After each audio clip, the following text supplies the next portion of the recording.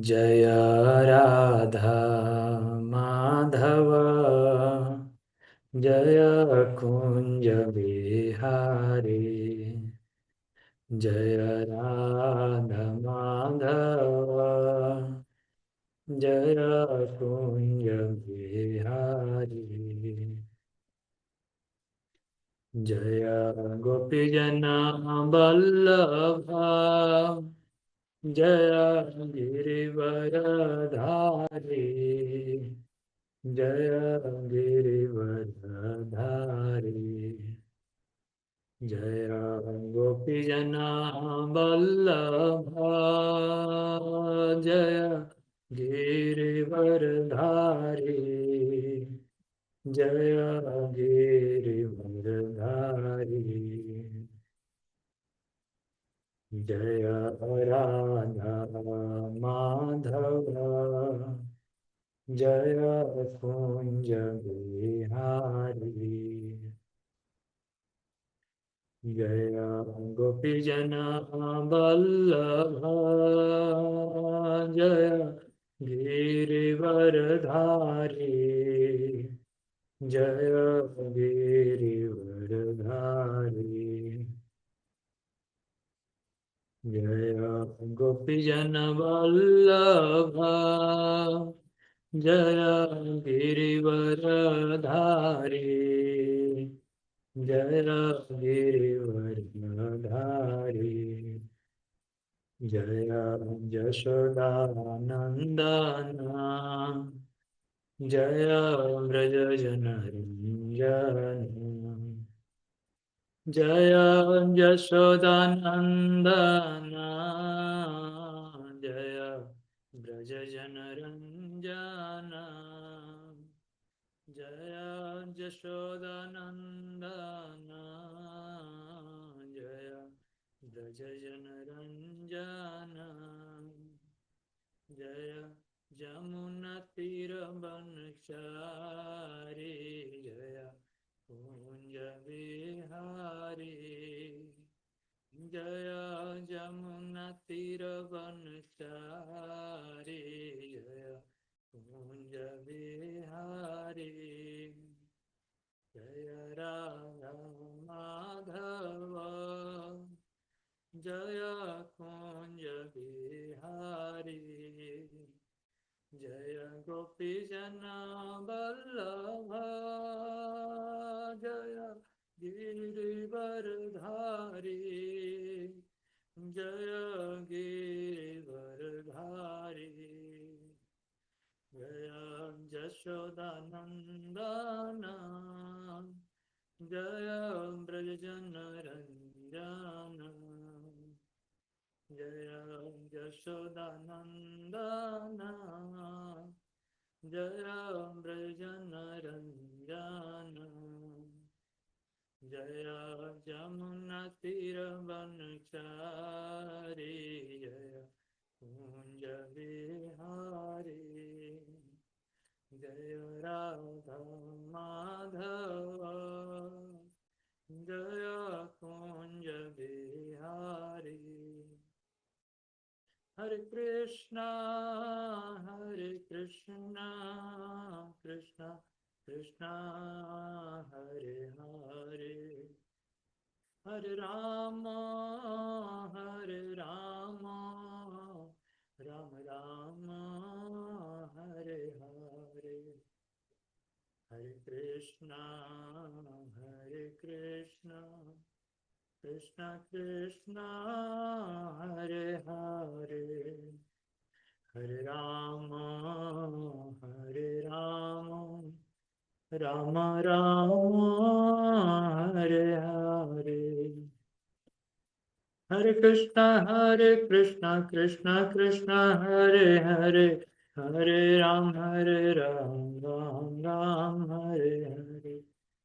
जय राधा माधव राधा माधव जय राधा माधव। ॐ अज्ञानतिमिरान्धस्य ज्ञानाञ्जनशलाकया चक्षुरुन्मिलितं येन तस्मै श्रीगुरवे नमः। श्रीचैतन्यमनोभीष्टं स्थापितं येन भूतले स्वयं रूपकदा मह्यं ददाति स्वपदान्तिकम्। वन्देऽहं श्रीगुरो श्रीयुतापदकमलं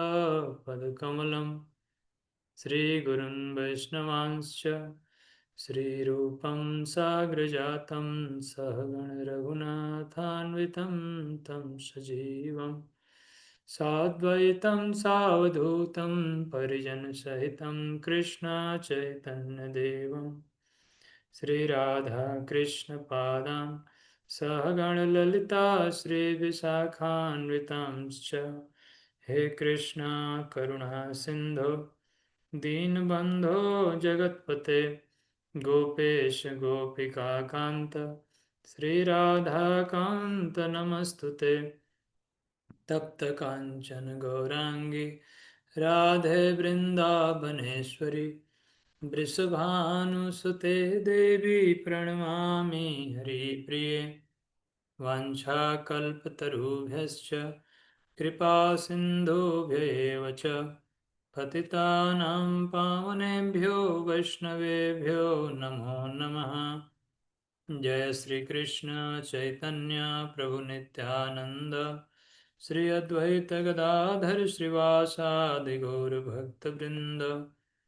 हरे कृष्ण कृष्ण कृष्ण हरे हरे, हरे राम राम राम हरे हरे। Bhagavad Gita as it is, chapter 5, action in Krishna consciousness. Krishna भावना भावित कर्म। कल बहुत विस्तार से चर्चा हुई थी। अर्जुन का प्रश्न था, भगवान से पूछ रहे हैं कि क्या करना ठीक है। पहले आप कह रहे थे कि दिव्य ज्ञान में स्थित रहना साधारण कर्म से ऊपर है। तो मैं कैसे करूं? निश्चित रूप से बताइए कि क्या करना ठीक है। संन्यासम कर्मणां कृष्ण पुनर्योगम च संससि यश्रेय यथयोरेकम तन्मे ब्रूहि निश्चितम। बताइए कि क्या करना ठीक है।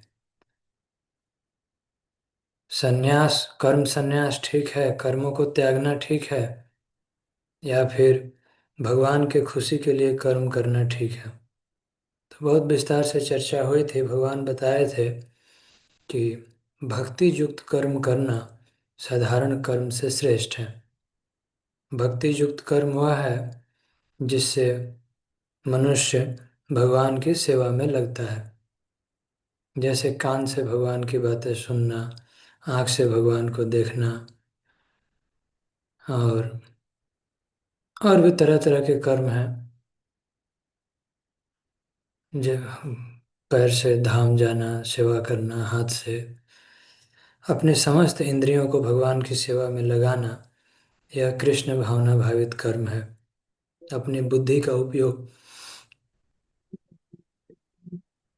भगवद गीता इत्यादि ग्रंथों के प्रचार में लगाना, अपने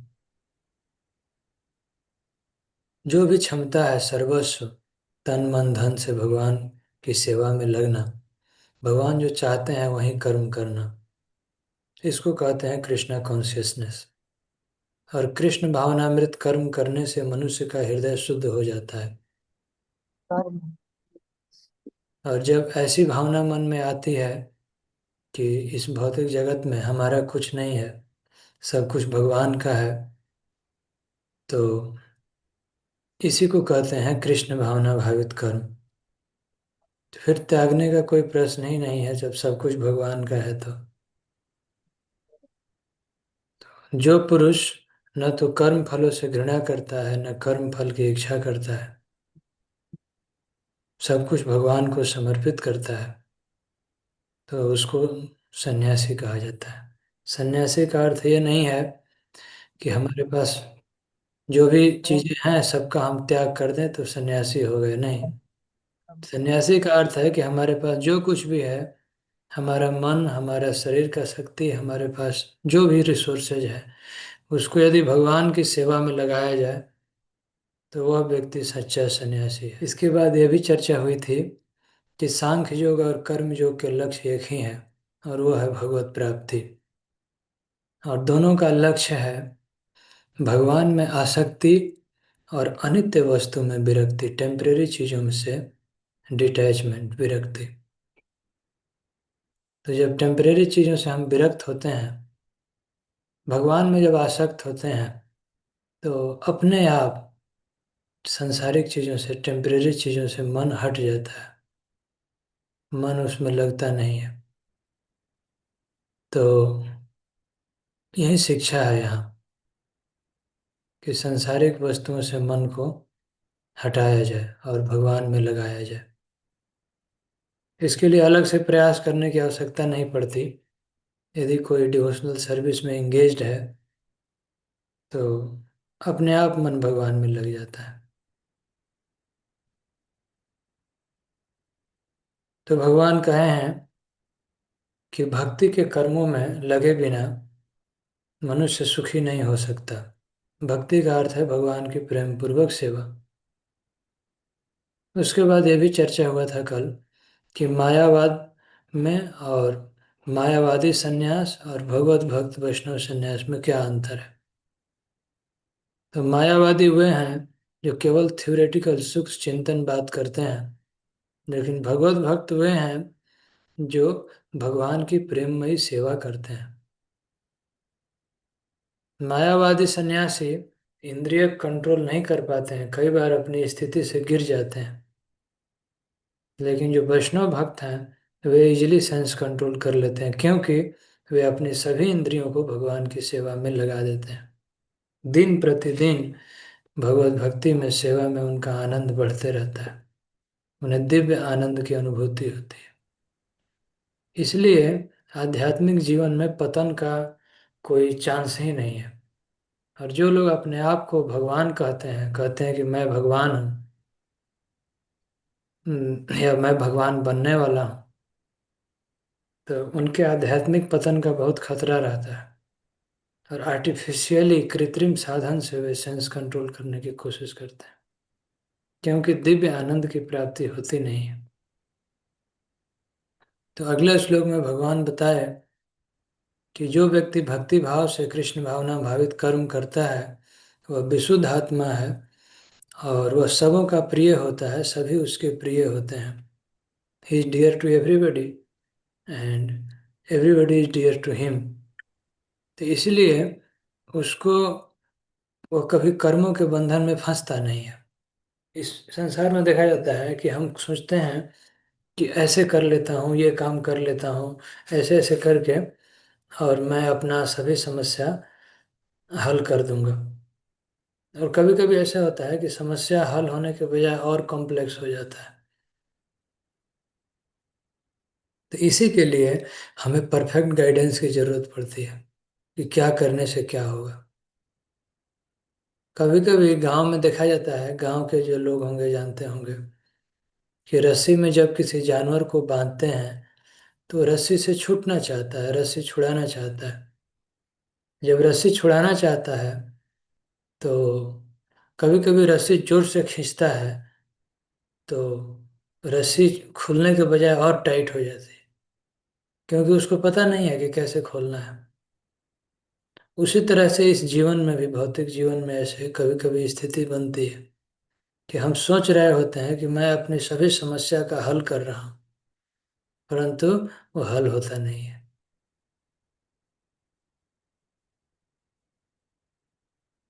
समस्या कभी कभी और कॉम्प्लेक्स हो जाता है। इसलिए बेटर है, जैसे भगवान बताते हैं ऐसे कर्म कीजिए और कर्म के बंधन में मत फंसिए।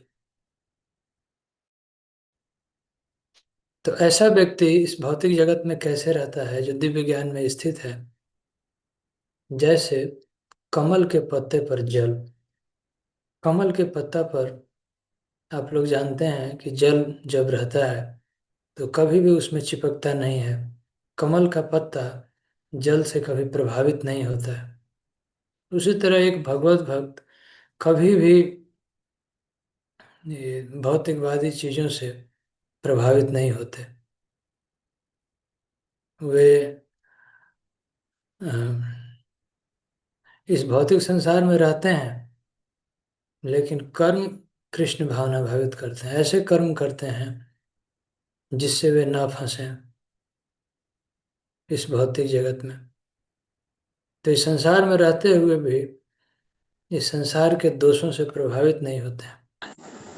बहुत कठिन है कि हम इस भौतिक जगत के दोषों से बचे रहें, लेकिन बचे रह सकते हैं। कैसे बचे रह सकते हैं? यदि हम इस तरह से, जैसे कमल का पत्ता पानी में नहीं टच करता है, उसी तरह हम यदि सावधानी पूर्वक रहें और भगवान पर आश्रित रहें, कृष्ण भावना भावित कर्म करें, तो इस भौतिक जगत के दोषों से हम बच सकते हैं। तो पूर्ण कृष्ण भावना भावित व्यक्ति के लक्षण हैं: कायेन मनसा बुद्धया केवलरपि न इंद्रियपि योगिना कर्म कुर्वन्ति संग त्यक्त्वा आत्मशुद्धये।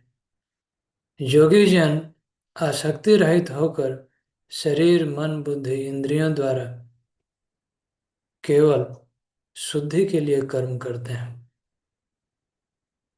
शरीर की शुद्धि कैसे होती है? शरीर की शुद्धि होती है स्नान करके, कपड़ा साफ रख के, और कोई भी अनक्लीन हैबिट ना रखें, कुछ ऐसा भोजन ना करें जिससे शरीर में तमोगुण बढ़े, कुछ मांस ना खाएं, जुआ ना खेलें, नशा ना करें, व्यभिचार ना करें, कोई पाप कर्म ना करें। मन कैसे शुद्ध रहेगा? भगवान का नाम जप करें, नामोच्चारण करें। हरे कृष्ण कृष्ण कृष्ण हरे हरे, हरे राम राम राम हरे हरे। तो ऐसा करने से मन धीरे धीरे शुद्ध होता है। जब हम भगवान का नाम उच्चारण करते हैं तो धीरे धीरे हम भगवान के साथ एसोसिएट करते हैं। तो भगवान परम पवित्र हैं, तो इसलिए हमारा मन भी धीरे धीरे शुद्ध होने लगता है। और जब हम इम्प्योर बातें सुनते हैं, इम्प्योर लोगों की संगति करते हैं, तो हमारा मन दूषित हो जाता है, कलुषित हो जाता है। उसी तरह बुद्धि है और उसी तरह से इंद्रियां हैं। तो इनके शुद्धि के लिए कर्म करना चाहिए। जो जोगी जन है, जोगी मतलब भगवत भक्त, जो भगवान के शुद्ध भक्त हैं, तो वे कैसे कर्म करते हैं कि इस तरह से कर्म करते हैं कि वे आत्मशुद्ध है, जिससे उनकी इंद्रियां शुद्ध हो जाएं। योगी जन आसक्ति रहित होकर शरीर मन बुद्धि और इंद्रियों द्वारा शुद्धि के लिए कर्म करते हैं। इंद्रियों को कैसे शुद्ध किया जाए? इंद्रियों को शुद्ध करने का अर्थ है कि जैसे हमारी आंखें हैं, तो आंखें यदि शुद्ध हैं, मन शुद्ध है, तो ऐसा दृश्य देखें जो भगवत भक्ति के लिए फेवरेबल है। कुछ निगेटिव चीज ना देखें, खराब चीज। मन से भगवान का चिंतन करें, पॉजिटिव बातें, भगवत गीता की शिक्षाएं। जैसा हम कर्म करते हैं इंद्रियों के द्वारा, वैसा ही अमिट छाप पड़ जाता है हृदय पर, और वहीं विचार मन में आते हैं। तो जोगी जन माने भगवत भक्त आसक्ति रहित होकर शरीर मन बुद्धि और इंद्रियों के द्वारा केवल शुद्धि के लिए कर्म करते हैं। कैसे इंद्रियां शुद्ध हो, कैसे मन शुद्ध हो। जैसे श्रील प्रभुपाद जी बहुत प्रैक्टिकल दिए हैं कृष्ण भावनामृत कर्म। भगवान के जो भक्त हैं, इस्कॉन में भी बहुत सारे ऐसे भक्त हैं जो घर में भी रह के भक्ति करते हैं, और साइंटिस्ट हैं, इंजीनियर हैं, डॉक्टर हैं, कैसे करते हैं? तो सबसे पहले एक भक्त को चाहिए कि वो ब्रह्म मुहूर्त में सुबह उठ जाए। तो ब्रह्म मुहूर्त में जब उठते हैं तो उस समय मन हमारा शांत रहता है। तो स्नान करें, शरीर को शुद्ध करें, और उसके बाद फिर भगवान की पूजा करते हैं, आरती करते हैं, प्रार्थना करते हैं। तो प्रेयर, प्रार्थना का अर्थ होता है प्रकृष्ट रूपेण अर्थना, यानी भगवान से परमार्थिक दृष्टि से आध्यात्मिक प्रगति के लिए कुछ मांगना, यानी स्पिरिचुअल प्रोग्रेस के लिए प्रार्थना करना, कि हमारा मन भगवान में लगे, भगवान की शिक्षाओं को ग्रहण कर सके, शुद्ध बने। उसके बाद सुबह ब्रह्म मुहूर्त में कुछ लोग मेडिटेशन भी करते हैं। तो मंत्र में सर्वश्रेष्ठ बताया गया है महामंत्र, हरे कृष्ण कृष्ण कृष्ण हरे हरे, हरे राम राम राम हरे हरे। तो इस मंत्र पर जब उच्चारण करते हैं तो कान में सुन के मेडिटेट करना चाहिए, इससे मन शुद्ध होता है। मन में आपके बुरे विचार, काम क्रोध लोभ मोह लालच इत्यादि नहीं आएंगे, यदि मंत्र जप करें अच्छे से भगवान के सामने बैठ के।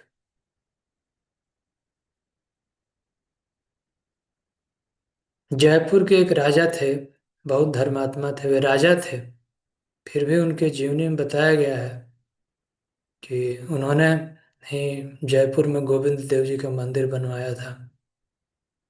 तो वे प्रतिदिन गोविंद जी से यही प्रार्थना करते थे कि भगवान आज कुछ दिन में ऐसी गलती ना हो जाए जिससे लोग कहें कि ये गोविंद जी का भक्त होकर भी ऐसे गलती किया, ऐसा कुछ ना हो जाए मुझसे। तो ये बहुत उत्तम प्रार्थना है, इसमें कोई अपने स्वार्थ के लिए कुछ नहीं मांग रहा है, प्यूरिटी के लिए प्रार्थना कर रहा है भगवान से। कई ऐसे आचार्य हैं जो सिखाए हैं, श्रील प्रभुपाद प्रार्थना करते थे कि भगवान ऐसी कृपा कीजिए कि मैं प्यूरिटी मेंटेन कर पाऊँ, जीवन में मुझसे कुछ गलती ना हो। तो इस तरह से जब कोई व्यक्ति प्रार्थना करता है तो उसका मन शुद्ध होता है। ऐसे उसके बाद जब भगवान के भक्त खाते हैं तो भगवान का प्रसाद ही खाते हैं। कुकिंग करते हैं, साफ नहा धो के अच्छे बर्तन में सात्विक प्रसाद भगवान को भोग लगाते हैं और वहीं खाते हैं। तो इससे शरीर, इंद्रियां, मन, बुद्धि सब शुद्ध होती है। और इसके बाद जब ये सब हो जाता है तो दिन में भी जब भी खाली समय है अपना काम करते हैं। कोई जॉब है, खेती बाड़ी है, नौकरी है, जो भी काम है करते हैं। कोई कोई डॉक्टर है, हम देखते हैं क्लिनिक में जब बैठते हैं तो कुछ भगवान का म्यूजिक, कीर्तन, हरे कृष्ण महामंत्र, प्रभुपाद जी का रिकॉर्डिंग चला देते हैं, ताकि मन थोड़ा भी काम से हटे तो भगवान में जाए, भगवान से हटे तो अपने काम में लगे। ये नहीं कि मन खाली मन है और उसमें निगेटिव थॉट आ रहे हैं। तो इस तरह से बहुत प्रैक्टिकल ये कृष्ण भावना भावित कर्म है। फिर जब शाम को भक्त लोग घर लौटते हैं तो शाम को ही कोई किताब लेके भगवत गीता पाठ करते हैं, रामायण, भगवान की कोई लीला श्रीमद् भागवतम से पढ़ते हैं। तो ऐसे भी मन शुद्ध रहता है। फिर सोने का पहले कुछ भगवान का चिंतन करके सोते हैं।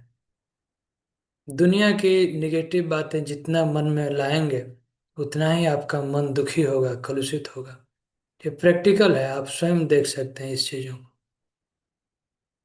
तो कृष्ण भावना भावित कर्म करने से हृदय की शुद्धि होती है, और कायेन मनसा बुद्धया हमें शुद्ध होने का प्रयास करना चाहिए। तो ऐसा व्यक्ति निश्चल शांति प्राप्त करता है। He gets peace of mind. सब आदमी से जिससे भी पूछिए आज के दुनिया में, सभी कहते हैं, कोई नहीं कहता है कि मैं शांत हूँ, सुखी हूँ। सभी कहते हैं कि मेरे जीवन में अशांति है, तकलीफ है, एंजाइटी है, फ्रस्ट्रेशन है। तो क्योंकि हम अशांत इसलिए रहते हैं कि हम कुछ ना कुछ भौतिक इच्छाएं करते हैं। और इच्छाएं जब पूरी नहीं होती है तो उससे दुखी होते हैं। और हमारे पास जो है तो उसको खो जाने के लिए टेम्परेरी है, तो हमेशा भय बना रहता है कि जो मेरे पास है नष्ट हो गया तो क्या होगा। लेकिन जो व्यक्ति कृष्ण भावना भावित है, भगवान पर आश्रित है, वो विश्वास रखता है कि भगवान हमें सब मेंटेन करेंगे, सब कुछ रक्षा करेंगे। जो भगवान से युक्त नहीं है और श्रम का फल कामी है, मेहनत करके हमेशा फल चाहता है, तो बंध जाता है। कई बार कंक्लूजन यही है इसका कि जो आपके लिए ठीक है वो भगवान आपको दे देंगे। निश्चल भक्ति से भगवान की सेवा में लगे रहिए। इस प्रकार यह देहधारी जीवात्मा प्रकृति को अपने वश में कर लेता है और मन से समस्त कर्मों का परित्याग कर देता है। प्रकृति को वश में करने का अर्थ है कि वह अपने मन इंद्रिय को संयम करता है और उसके जो पुराने आदत है, पुराने स्वभाव है, उसको कंट्रोल करता है। और सर्व समस्त भौतिक कर्मों का त्याग करता है, यानी कुछ ऐसा नहीं करता जो कर्म का रिएक्शन बनाए, उससे उसको कुछ दोष लगे। वही कर्म करता है जो शास्त्रों के अनुकूल है, भगवान के आदेश के अनुसार है। तो नौ द्वार वाले नगर में यह भौतिक शरीर को कहा गया है कि नौ द्वारे पूरे देहि। पूर्व मतलब होता है नगर। तो यह शरीर एक नगर के समान है, देश है। इसमें 9 गेट्स हैं। 9 गेट हैं। 2 कान, 2 आँख और 1 मुंह और 2 नासिका के छेद और उत्सर्जन के लिए, एक्सक्रीटा निकलने के लिए 2 रास्ते हैं। तो इस तरह से इस शरीर में टोटल 9 गेट हैं। और इसमें देही कहा गया है आत्मा को। आत्मा, लिविंग एंटिटी, जीव इस 9 गेट के नगर में, यानी इस भौतिक शरीर में जिसमें 9 गेट्स हैं, 9 द्वार हैं, इसमें रहता है।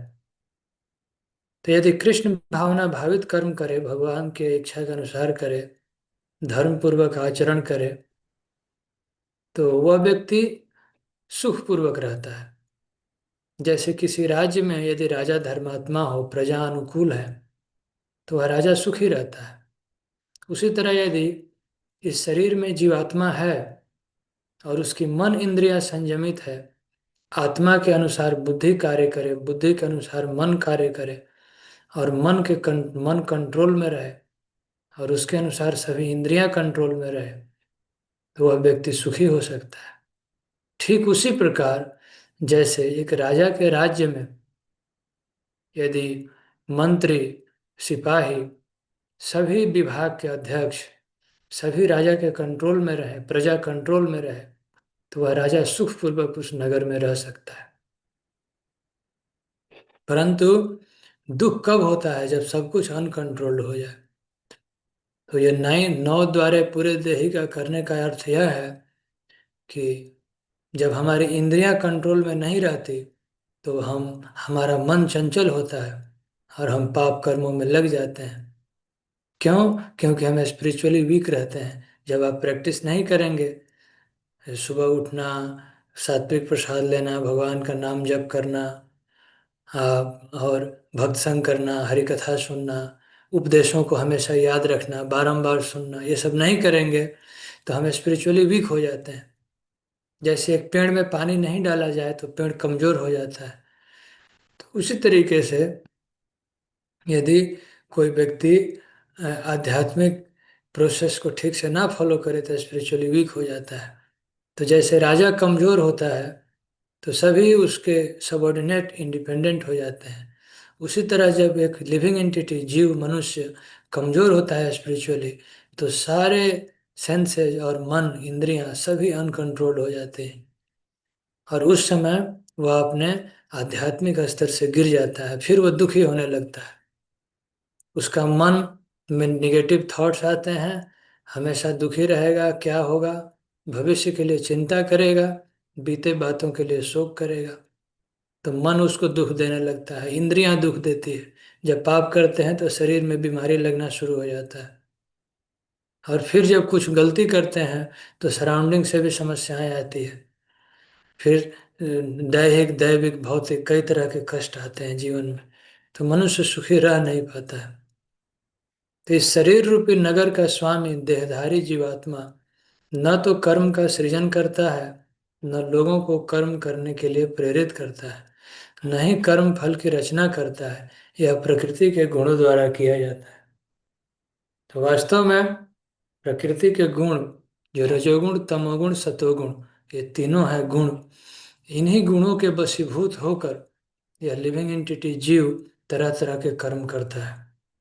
जिस गुण से हम एसोसिएट करते हैं, यदि सतोगुण की संगति करें तो सतोगुण में हमारी वृत्ति होती है।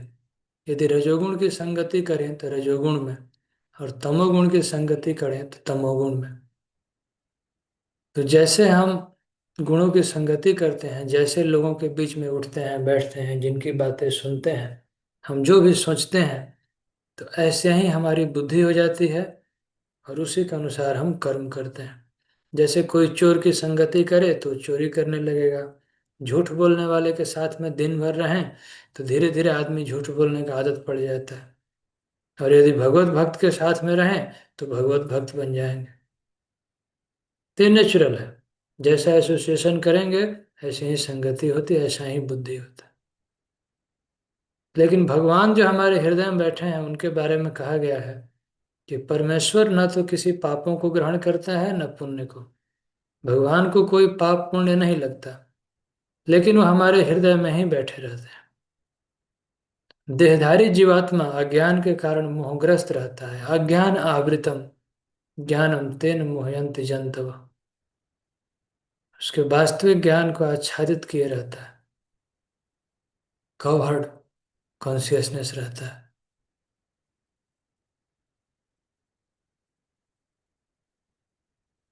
परमेश्वर पाप ग्रहण नहीं करते, पुण्य भी नहीं ग्रहण करते। देहधारी जीव अज्ञान के कारण मोहग्रस्त रहते हैं। अज्ञान क्या है? कि यह जीवात्मा शाश्वत है, भगवान का अंश है, इटर्नल है, इसकी तो मृत्यु नहीं होनी चाहिए और मरता भी नहीं है। लेकिन यह जीवात्मा भूलवश अपने आप को आत्मा नहीं शरीर मान लेता है। तो फिर शरीर के डिमांड, बॉडली डिमांड के अनुसार कार्य करना शुरू करता है। शरीर का डिमांड यही है कि लालच करना, लोभ करना, काम भावनाओं से अपने आप को तृप्त करना, इत्यादि बहुत सारी मेटेरियल डिजायर्स। तो इसी में हम आकृष्ट रहते हैं। इससे वास्तविक ज्ञान आच्छादित हो जाता है, कवर्ड हो जाता है।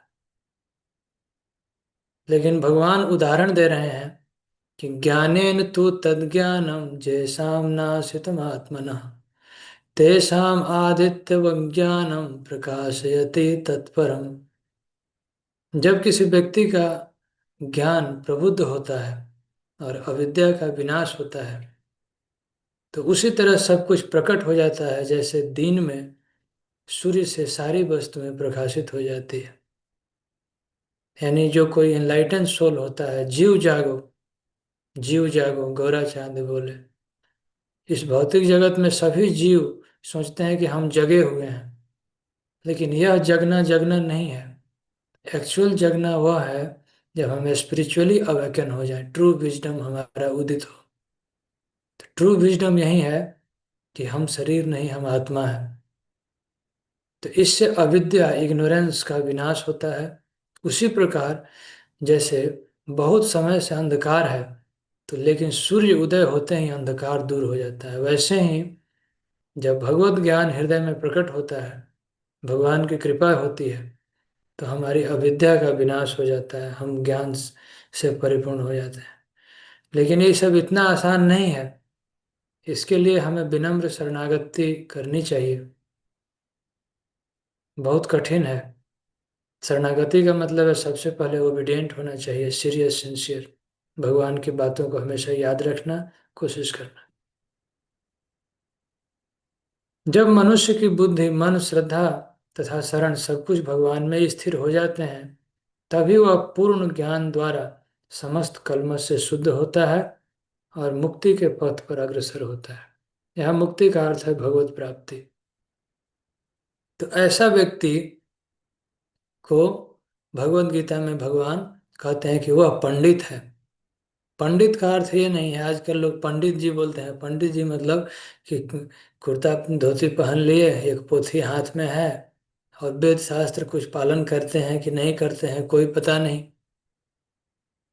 शास्त्रों का कंक्लूजन नहीं मालूम है, और दिन भर में झूठ भी बोलते हैं बहुत सारे। उसको पंडित नहीं कहते हैं। पंडित का अर्थ है विद्या विनय संपन्ने ब्राह्मणे गविहस्तिनि सुनी चैव स्वपाके च पंडिता समदर्शिना। विद्या विनय संपन्न, जो व्यक्ति विद्या से संपन्न है और विनम्र है।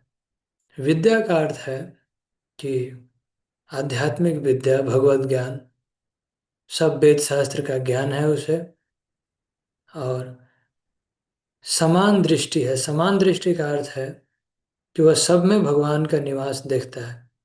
ब्राह्मण एक गवि हस्तिनी, एक ब्राह्मण में, एक गाय में, एक चांडाल में, एक हाथी में और एक कुत्ता में, सब में भगवान का निवास देखता है। तो आत्मा के लेवल में देखा जाए तो सब में कोई अंतर नहीं है। जो आत्मा एक ब्राह्मण के अंदर है, वही आत्मा एक चींटी में भी है, वही आत्मा एक कुत्ता में भी है, वही आत्मा एक गरीब में भी है, एक धनी में भी है, एक चांडाल में भी है, एक हाथी में भी है, एक गाय में भी है, सांप बिच्छू में भी है। इस तरह से कोई व्यक्ति यदि आत्मा के कंसेप्ट को समझे, आत्मा के लेवल में जब पहुंच जाए, तो उसको कहा जाता है पंडित। तो इसको कहते हैं पंडिता समदर्शिना। तो समदर्शी होने के बाद वह व्यक्ति क्या कर्म करता है, किसी भी जीव को कष्ट नहीं देता है। कोई ऐसा कार्य नहीं करेगा जिससे किसी को कष्ट हो। एक कुत्ता भी है तो उसके साथ भी हमें जानना चाहिए कि कैसे व्यवहार करना है। कुत्ता को इनकरेज करेंगे घर में घुसने के लिए तो कुछ ना कुछ अशुद्ध करेगा, और तंग करेगा तो उसको मारेंगे तो कष्ट होगा। तो इससे अच्छा है कि थोड़ा दूरी बना के रखना ठीक है। उसी तरह से अपने घर आसपास बहुत साफ सुथरा रखना चाहिए, बंद करके रखना चाहिए, मच्छरदानी लगा के रहिए ताकि मच्छर ना आए, तंग ना करें। नहीं तो क्लीन ना रखें और फिर दूसरे लिविंग एंटिटी आते हैं तो लोग स्प्रे करके उसको मारते हैं, चूहों को दवाई दे देते हैं।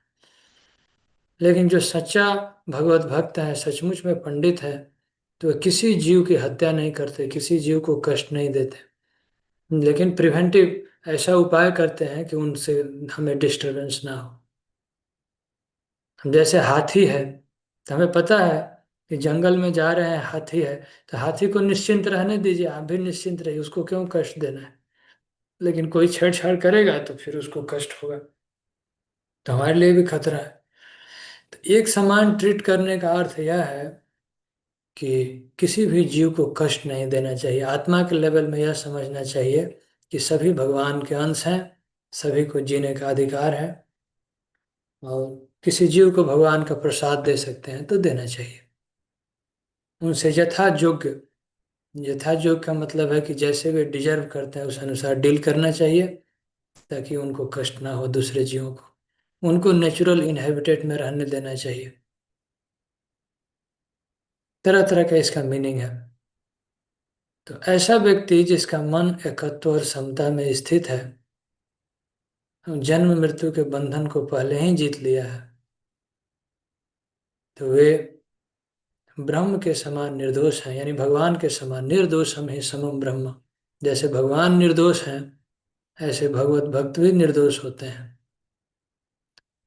तस्माद ब्रह्मणि ते स्थिता, सदा ब्रह्म में, भगवान में स्थित रहते हैं। तो धन्यवाद, आज यहीं तक रखते हैं, फिर आगे कल चर्चा करेंगे।